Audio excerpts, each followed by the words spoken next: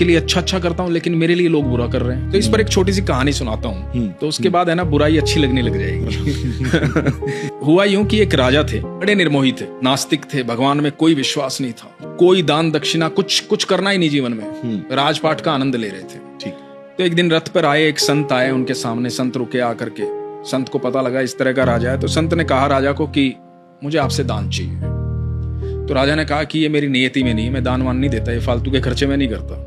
तो संत ने कहा कि पर मुझे आपसे लेना है। इन बातों के बीच में क्या हुआ कि राजा के घोड़े ने उसने लीद कर दी। तो संत ने राजा को कहा कि ये तो आपके किसी काम की नहीं है, तो आप यही उठा के दे दीजिए, पर मुझे आपके हाथ से लेना है कुछ ना कुछ। तो राजा ने कहा कि ये ऐसे तो पीछा छोड़ेगा नहीं, उठा के वो लीद अपने हाथ से दे दी कि जा। संत ने खुश होकर के उन्होंने कहा कि जा और बढ़े। अगले दिन सुबह राजा बालकनी में बैठे अपने राजमहल की, और बड़ी बदबू आ रही। तो सामने देखा कि लीद का पहाड़ बना हुआ है। वो हटवाया गया लेकिन वो फिर बन गया, बदबू फैलती जा रही है, समझ में नहीं आ रहा राजा के। तो राजा को ध्यान आया कि एक संत आया था, उसको घोड़े की लीद दी थी और उसने कहा था कि और बढ़े, तो कहीं इस वजह से तो नहीं बढ़ रही है। तो राजा को जैसे ही ये ख्याल आया, राजा निकला महल से उस संत को ढूंढने के लिए। ढूंढते ढूंढते संत के पास पहुंचा। मुझसे गलती हो गई, मैं माफी चाहता हूँ, मेरे महल के बाहर इस तरह से घोड़े की लीद का पहाड़ बन गया, मुझे क्षमा करें। तो संत ने कहा कि भाई वो तो आपके कर्म है, आप मुझे धन देते तो धन बढ़ता। राजा ने कहा कि महाराज मुझे क्षमा करें, मुझसे गलती हो गई, अब मेरे अंदर वो सुधार आ जाएगा, आप निश्चिंत रहें, मैं समझ गया हूँ आपके संदेश को। तो संत ने कहा कि हाँ निवारण है, लेकिन मुझसे कोई प्रश्न नहीं पूछेगा जब तक निवारण ना हो जाए। ओके।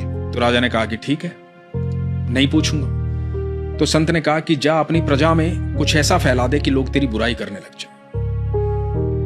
अब राजा वापिस आया, राजा ने बातें ऐसी फैलवा दी कि सब जगह राजा की बुराई हो रही है, सारी प्रजा राजा की बुराई कर रही है। इधर जब सुबह बालकनी में देखा तो पहाड़ जो है वो साफ हो चुका है, साफ हो चुका है। अब राजा को लगा कि हाँ अब ये तो पहले जैसा हो गया है, वही सुगंध आ रही जैसे पहले आती थी, कोई दुर्गंध नहीं आ रही। राजा फिर गया संत के पास। संत के पास जाकर के बोला कि महाराज पहाड़ तो साफ हो गया है, सब कुछ ठीक हो गया है, निवारण हो गया है, अब मैं प्रश्न पूछ सकता हूं? तो संत ने कहा कि हाँ पूछो। बोला कि महाराज ये हुआ कैसे? तो संत ने कहा कि जब लोग तुम्हारी बुराई कर रहे थे ना, तो तुम्हारे प्रारब्ध को काट रहे थे, तुम्हारे बुरे कर्मों के हिस्सेदार बन रहे थे, तो तुम्हारे सारे प्रारब्ध उन लोगों ने खत्म कर दिए, इसलिए ऐसा संभव हुआ। तो आज के बाद कभी कोई बुराई करे तो उनका धन्यवाद करना। वाह वाह वाह।